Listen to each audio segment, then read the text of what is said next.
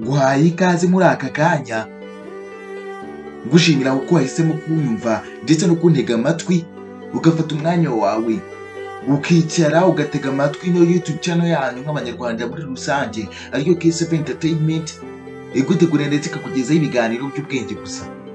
Kora subscribe kuri wowe utarigeze uyikora ndetse na like kugira ngo ibindi biganiro tuzadukora umunsi ku munsi ujye ubona buri uko tubikoze.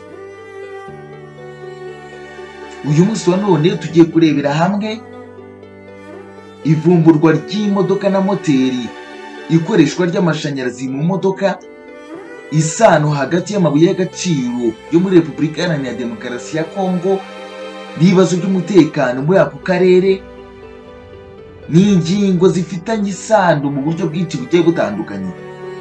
Reka dusuzume buri kimwe muri byo. Reka duhere ku cyambere ari cyo vumburwa ry'imodoka ndetse na moteri. Imodoka za mbere zakozwe mu mpera y'ikinyejana cya 19 mu mwaka w'1886. Carrie Benz yakoze imodoka ya mbere ikoresha moteri y'imbere ikoresha lisansi. Nyuma yaho uruganda rwa Toyota rwatangiye gukora imodoka mu 1933 ndetse ruza gutangira n'ishami rya Toyota Automatic Long Works. Mu mwaka w'1934 bakoze moteri ya mbere yiswe Type A engine ikoreshwa mu modoka ya mbere y'abagenzi A1 mu mwaka w'1935 ndetse n'ikamyo ya mbere G1 mu mwaka w'1935 nanone muri uyu mwaka. Icya kabiri, ikoreshwa ry'amashanyarazi mu modoka. Mu bihe bya vuba habayeho iterambere mu ikoreshwa ry'amashanyarazi mu modoka. Imodoka zikoreshwa amashanyarazi zikenera batiri zikomeye zikozwe mu mabuye y'agaciro nka lithium, cobalt ndetse na nickel. Aya mabuye y'agaciro akenerwa cyane mu gukora batiri z'amashanyarazi. Ibi bigatuma ibihugu bifite ayo mabuye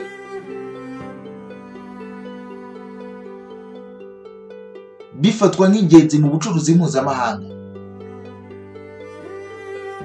Reka noneho turebere hamwe ihuriro ry'amabuye y'agaciro yo muri Kongo ndetse n'intambara. Repubulika Iharanira Demokarasi ya Kongo ifite umutungo kamere w'amabuye y'agaciro menshi nka coltan, cobalt ndetse na casterite akenerwa mu gukora ibikoresho by'ikoranabuhanga birimo nka batiri z'imodoka z'amashanyarazi.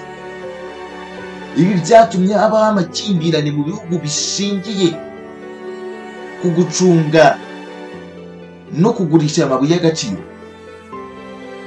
Bikaba byaragize uruhare mu ntambara zabaye muri aka karere, harimo nk'intambara ya mbere ya Kongo yabaye mu mwaka w'1996 ndetse kaza kurangira mu 1997.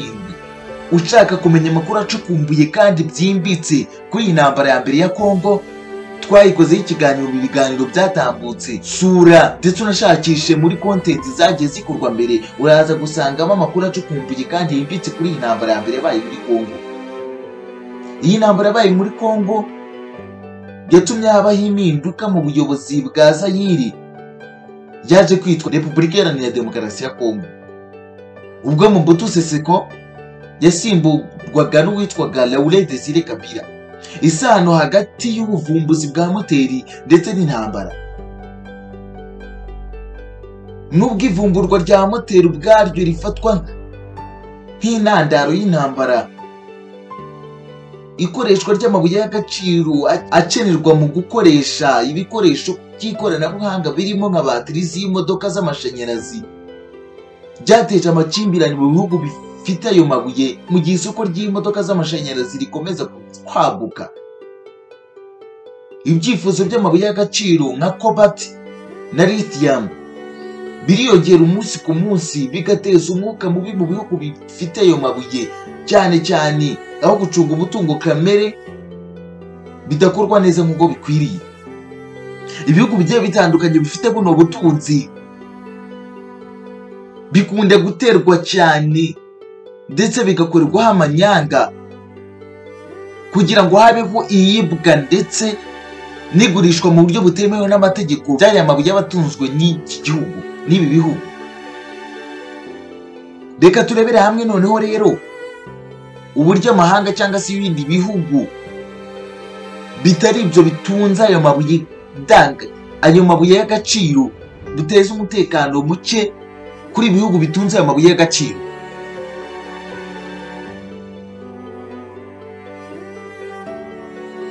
Inganda zikomeye zishobora kuba zikora zino modoka zikoresha batiri zishobora kugira uruhare mu guteza umutekano muke mu iyibwa ry'aya mabuye y'agaciro mu bihugu bigiye biyafite bigiye bitandukanye. Ibi bishobora guteza nanone umutekano muke mo imbere mu gihugu kubwo kwibwa kw'aya mabuye n'abaturage basanzwe ba muri iki gihugu.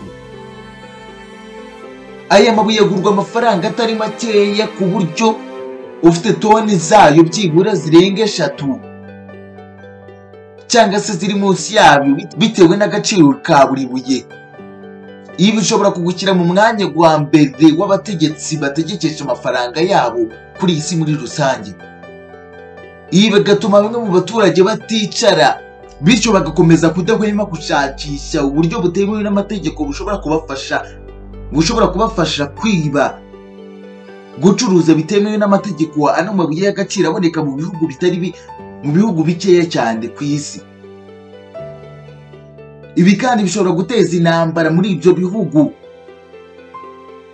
maze bimwe mu bihugu bikomeye byifuza kubona ayo mabuye y'agaciro bikaba byakijandika muri iyo ntambara bigaragaza ko nyamara bije gufasha ibyo bihugu bifite ayo mabuye y'agaciro, nyamara bishaka kwisahurira gusa.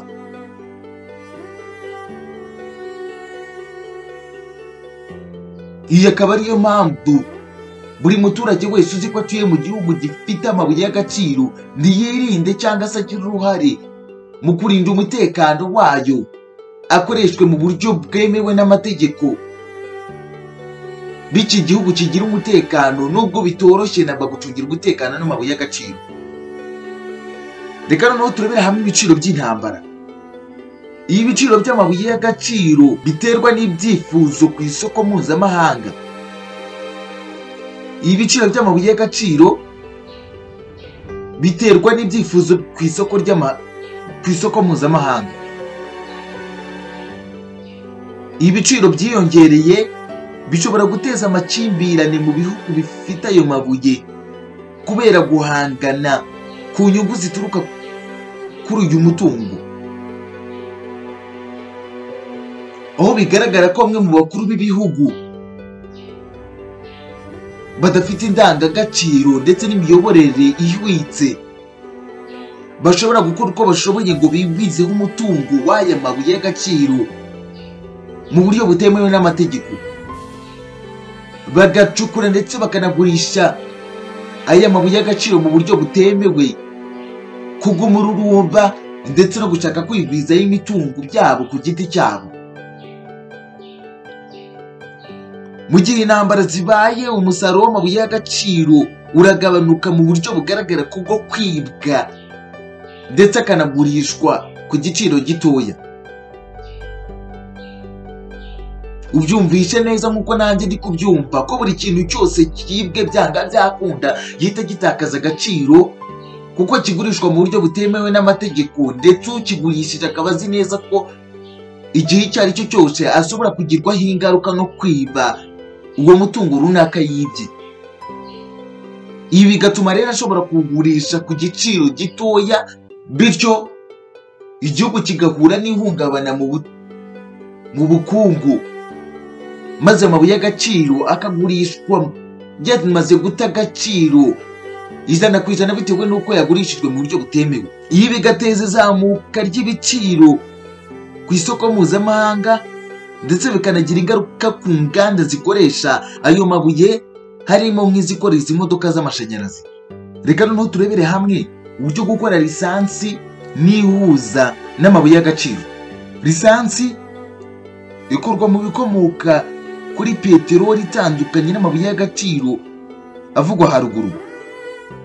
Nubwo bimeze bityo, ikoreshwa rya lisansi mu modoka zisanzwe rifitanye isano n'ubukungu bw'ibihugu bitandukanye kuri peteroli.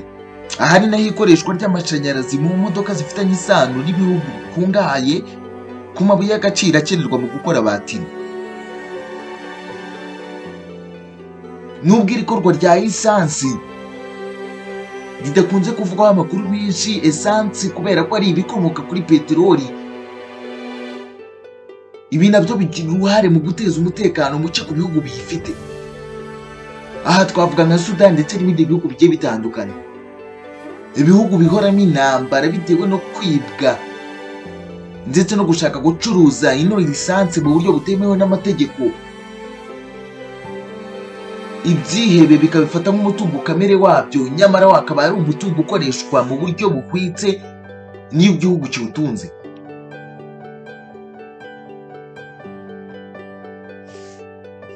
Yego, ndetse ubyumvishe neza ko ibishobora guteza umutekano muke ku gihugu gitunze uno mutungo kamere ugura amafaranga atari makeya ndetse uhangayikishije bimwe mu bihugu bituye isi.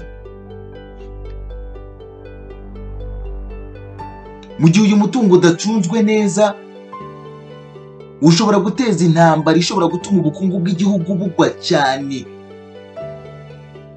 ku ijanisha ringana na 90.9%. Iterambere ry'ikoranabuhanga mu modoka cyane cyane izi zikoresha amashanyarazi twavuze haruguru ritumye habaho ibyifuzo byinshi by'amabuye y'agaciro akenerwa mu gukora zino batiri. Nyuma y'uko ibyifuzo bibaye byinshi, ibi bituma haguka ndetse hashyirwaho inzira zitemewe n'amategeko mu gushakisha ndetse no kwigwiza hano mabuye afite agaciro karenze cyane ku buryo uyafite ashobora gushyirwa ku rutonde rw'abakire ba mbere ku isi.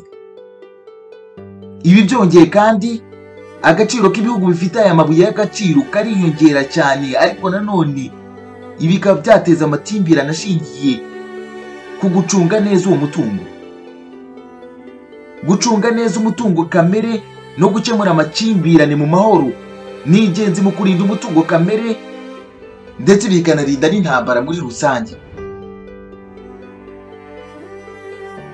Mu gihe uyu mutungo kamere w'igihugu runaka harimo amabuye y'agaciro, esansi muri rusange, ndetse aribyo twavuze haruguru ko esansi ari ibikomoka kuri peteroli, mu gihe itabashije gucungwa neza na guverinoma cyangwa se n'igihugu kiyitunze, ibi bishobora gutuma ubukungu bw'iki gihugu bugwa binyuze mu ntambara, zaba izitewe n'amahanga adahwema mu gushaka ndetse no kwigwizaho uwo mutungo kamere w'icyo gihugu ndetse n'abaturage bo mu gihugu muri rusange.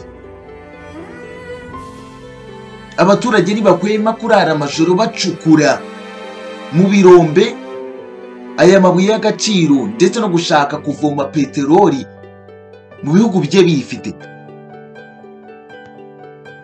Kubwo gucukura kwa bamwe muri bo badafite ubumenyi buhagije ku byerekeranye n'ibirombe n'abizobereyemo, ibi bikaba byavutse ubuzima ku babikoze, nyamara ari ugushaka amaronko mu buryo butemewe n'amategeko. Ibi kandi byongera imfungwa nyinshi zizira gukora bino bikorwa bitemewe n'amategeko, yaba gucukura umutungo kamere w'igihugu mu buryo butemewe ndetse no kuwucuruza mu buryo butemewe n'amategeko. Yego, byumvishe neza ko buri muntu wese ufashwe agerageza guhungabanya umutekano w'igihugu mu gucukura ndetse no kwigwizaho umutungo kamere w'igihugu afatirwa ibihano bitoroshye, harimo gushyirwa muri gereza, ndetse hakaba bimwe mu bihugu bishobora kuba bifite igihano cyo kuba bakica umuntu cyangwa se igihano cyo kunyongwa.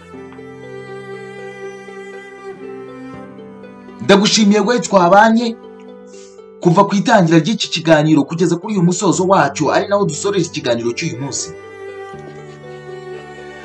Nshimira we twabanye kuva ku itangira ry'iki kiganiro kugeza kuri uyu musozo wacyo, mwibutsa Nibagirwa kugenda udakoze subscribe ndetse na like kugira ngo ibindi biganiro tuzadukura umunsi ku munsi ujye ubona buri uko tubikoze utagombye kujya gushakisha. Tanga igitekerezo kandi muri comment y'ikiganiro wifuza ko twagukorera cyangwa amakuru runaka ushaka kumenya, tubikore nta kibazo. Mwibutsa ko twareberaga hamwe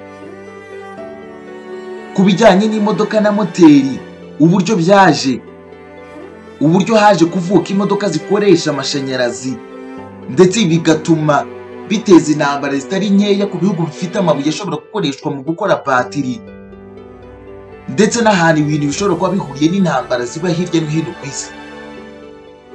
Ndagushimiye kubw'ubwitange wagize ukicara ugatega amatwi kino kiganiro kuva ku itangira ry'iki kiganiro kugeza ku musozo wacyo. Ndagushimiye, tuzasubira ubutaha. Ciao ciao.